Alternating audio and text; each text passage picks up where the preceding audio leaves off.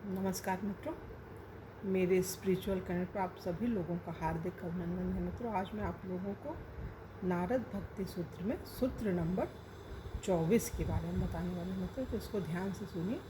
तो चलिए हम लोग शुरू करते हैं सूत्र नंबर 24 के बारे में। मिथ्या भक्ति में व्यक्ति को मात्र भगवान के सुख में ही सुख नहीं मिलता। इसका अर्थ है, जैसा कि पहले वर्णन किया गया है, काम वासना प्रेम से वैसे ही भिन्न है जैसे लौह स्वर्ण से।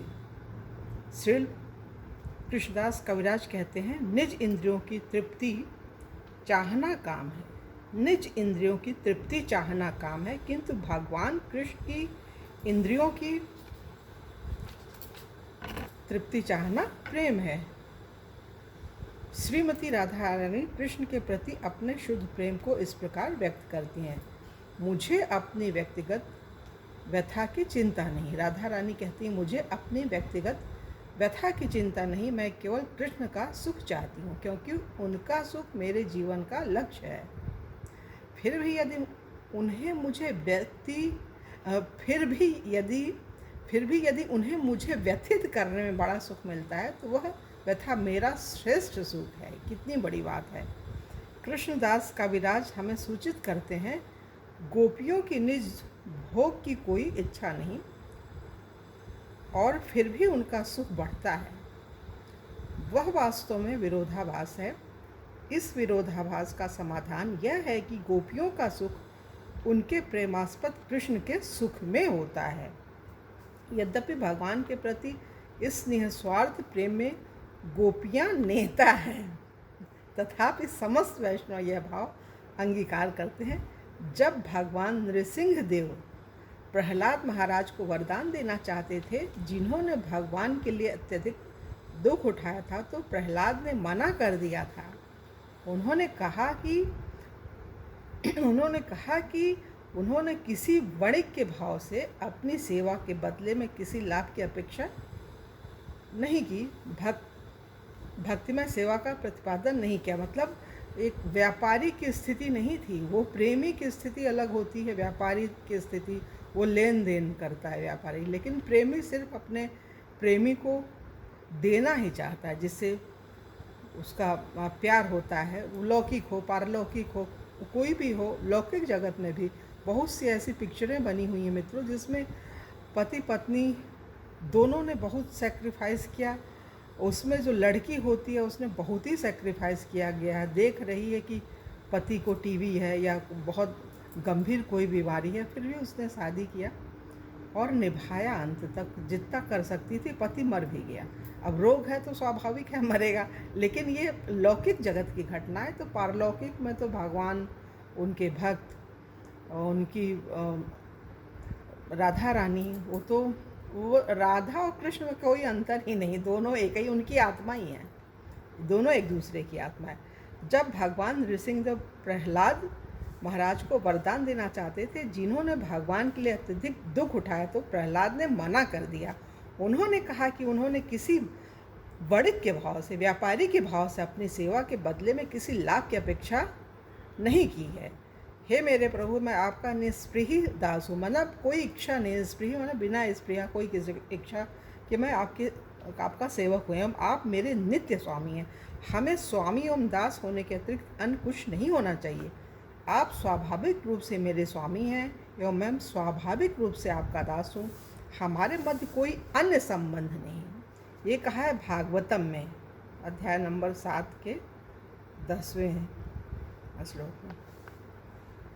ऐसी ही भाव में माधवेंद्र पुरी ने अपने प्रेमास्पद गोपाल विग्रह की बाबत वंदन का भार उठाकर लाने में कठिन तप किया। हाँ, चंदन का भार।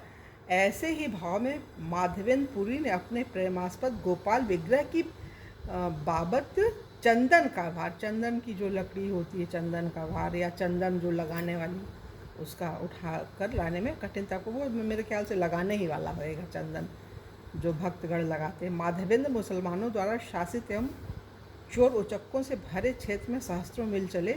माधवेंद्र की सेवा का वर्णन करते हुए चैतन्य महाप्रभु ने कहा, यह तीव्र भगवत प्रेम का स्वाभाविक फल है।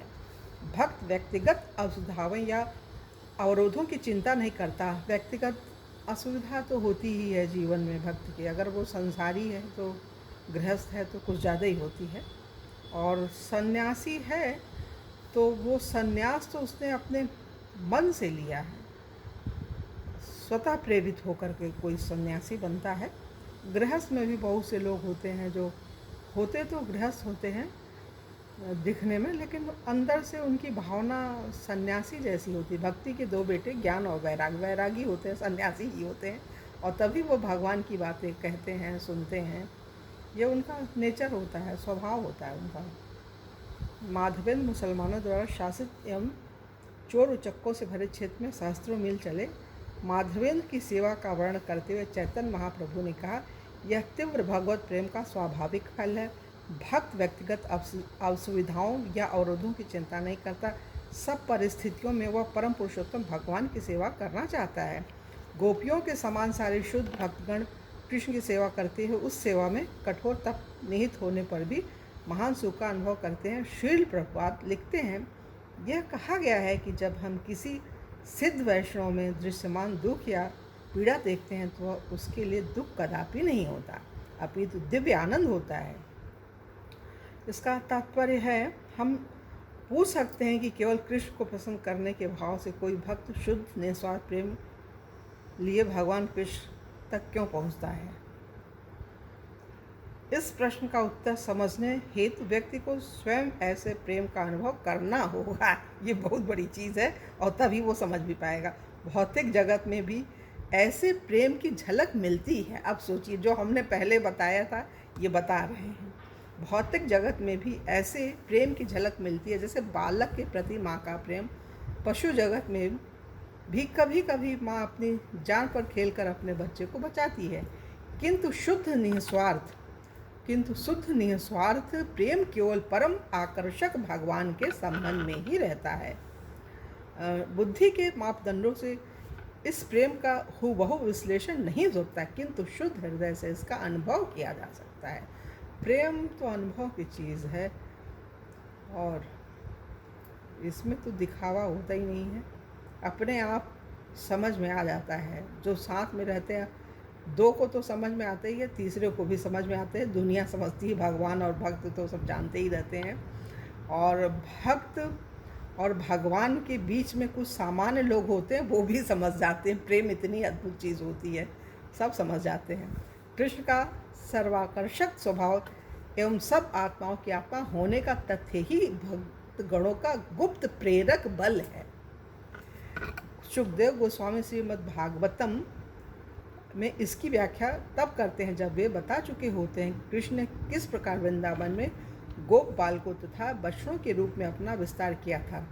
जब कृष्ण इस प्रकार अपना विस्तार किया था तो गोपों एवं बछड़ों के माता पिता ने अपने अपने बालकों के प्रति अत्यधिक प्रेम का अनुभव किया। इस चमत्कारी लीला का ब्यौरा सुनकर महाराज परीक्षित ने पूछा, जब कृष्ण ने अपना विस्तार किया तो गोपों के माता पिता अपने बालकों की अपेक्षा कृष्ण को अधिक प्रेम क्यों करने लगे, तथा गौएं भी उन बछड़ों को अपने बछड़ों से अधिक प्रेम क्यों करने लगी। सुखदेव ने उत्तर दिया कि चूंकि जीव के लिए अपनी आत्मा ही सबसे अधिक आकर्षक है, और चूंकि परमात्मा के रूप में कृष्ण सब आत्माओं की आत्मा है, अतः वे सबके लिए सर्व आकर्षक केंद्र हैं। इसलिए जब उन्होंने वृंदावन के गोप बालकों तथा बछड़ों के रूप में अपना विस्तार किया तो गोप एवं बछड़ों के माता पिता कृष्ण के विस्तारों के प्रति अपने बालकों की अपेक्षा अधिक स्नेही हो गए। कृष्ण को प्रेम करके व्यक्ति सारे प्राणियों के लिए अपने प्रेम का अनुभव करता है। अन्य शब्दों में विश्व प्रेम भगवत देव चेतना का अंश है। यह बाइबल के दो महान आदेशों में व्यक्त है। तुम अपने प्रभु को संपूर्ण हृदय से, संपूर्ण आत्मा से तथा संपूर्ण सामर्थ्य से प्रेम करो, एवं तुम अपने पड़ोसी को अपने ही समान प्रेम करो। प्रभुपाद यह दिखाने के लिए कि किस प्रकार से भगवत प्रेम का तात्पर्य विश्व प्रेम होता है।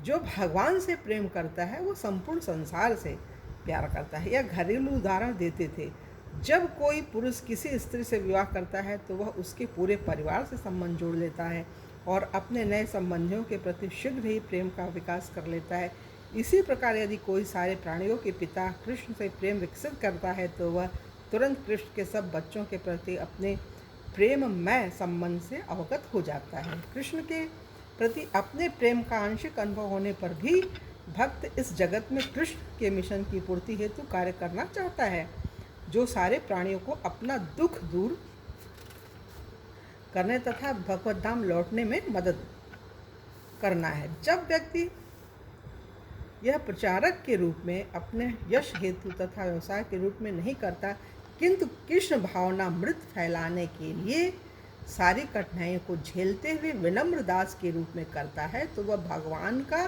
प्रियतम सेवक बन जाता है, सबसे प्रिय सेवक बनता है। आध्यात्मिक प्रेम में यह सुख की सिद्धि है और यह काम वासना अर्थात जिनेन्द्रिय तृप्ति से सर्वथा विपरीत है।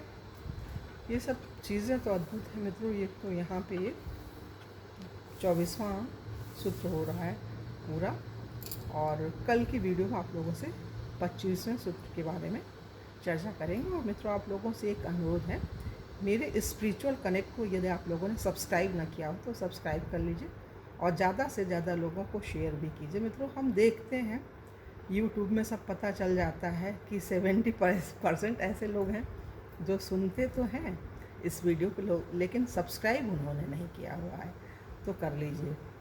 तो ये अनुरोध है मित्रों। तो अपनी वाणी को हम यही विराम दे रहे हैं। कल आप लोगों से पुनः मिलेंगे, तब तक के लिए जय हिंद, जय भारत। ओम शांति, ओम शांति, ओम शांति।